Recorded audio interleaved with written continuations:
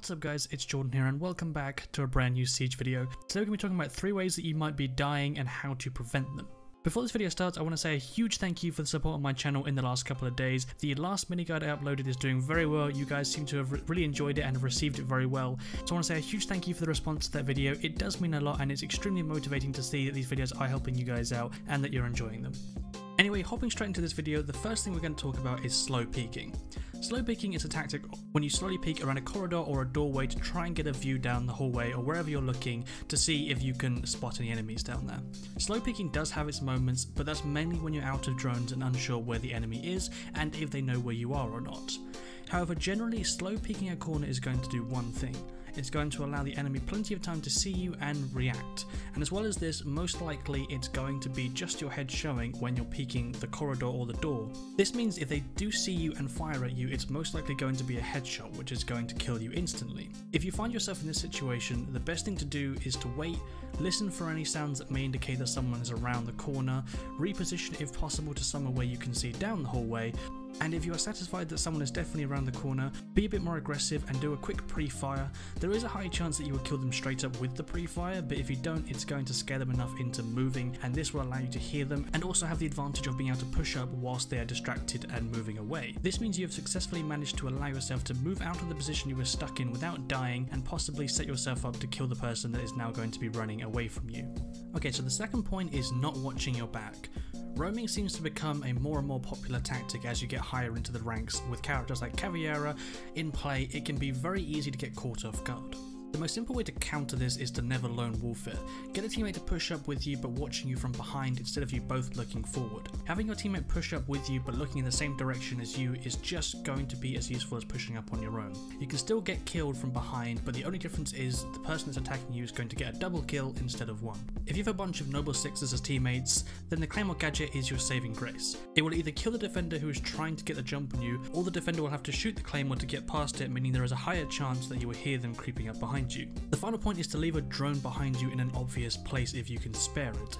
The reason for this is firstly so that you can check the camera every now and again to see what's happening behind you, but also as it's in an obvious place, the defender will most likely destroy it on their way to you. So if you open it up and it's been destroyed, you know someone's coming up behind you. The reason for this is because if you put the camera in a hidden place, there is always the chance that the defender will walk straight past it and you won't even know that they've gone past it, because when you check the camera, you're not going to see anything because they've already passed it. So unless you check your drone at the exact moment they are walking past it, you won't know they're coming behind you. However, if you've left it in an obvious place and it's been destroyed, you know that there's a very high chance that someone is creeping up behind you. It is a very different tactic and not one that I've ever seen someone else suggest, but it's something that has worked brilliantly for me in the past, especially when I'm playing with a bunch of people that don't communicate very well or I'm the last person left alive. Point number 3 is not using the correct distance.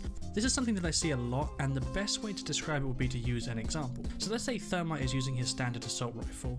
He blows a hole in the wall and inside it is clear that Frost is camping with a shotgun very close to the hole that Thermite just opened up. So pushing into the room, he is now looking to get a kill. So Thermite, seeing Frost, decides to push into the room.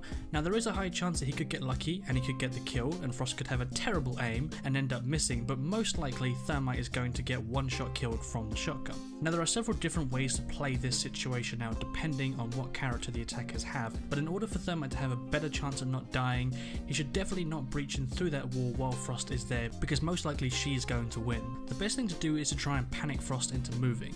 Most likely they will have an exit door nearby or some way to escape in case things get difficult, so if you can, watch that door. When you panic them, they will run into that door, making it for an easy kill, and that would be the ideal situation. In terms of getting Frost to move, there are many different things you can do, as there are many different locations and situations you could be in, but 3 examples would be to try and breach the nearest wall to Frost if you can spare the breaching charge or thermite charge, throw a smoke grenade or a normal grenade in. A normal grenade would obviously damage or kill, whereas a smoke grenade, if you have Glass in your team, will cause Frost to move, thinking that Glass is going to be peeking and pushing through, because obviously Glass will be able to see her without her seeing him. Finally, in relation to the first point, a very quick peek and pre-fire can also do the trick if you don't have any of these other options available. Don't peek out enough to give Frost a clear shot at you, just peek out enough that you can shoot a few shots near her and make her panic enough to move.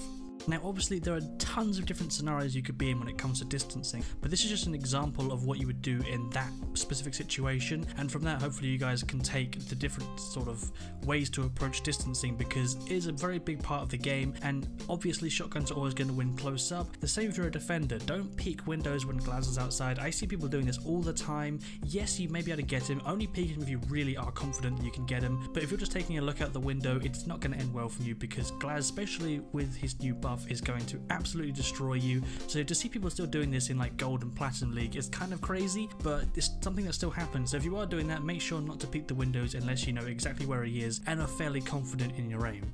Anyway guys, that was all for this video. I know it was shorter than the other one, but it is only a mini guide. It's just designed to give you a few ideas to help you improve your skills gradually as we go through the different guides that I come up with. I've got loads of other ideas, so if you did enjoy this video, then please do subscribe for some more awesome Siege content. Also, do like the video if you enjoyed it, because it helps me to understand what you guys do and don't like. So if you dislike the video, always drop a dislike. It helps me to know exactly what to put out. But wrapping this video up, I do hope you guys have an awesome rest of the week and also a weekend, because we aren't far off from it now, and I will see you in the next one.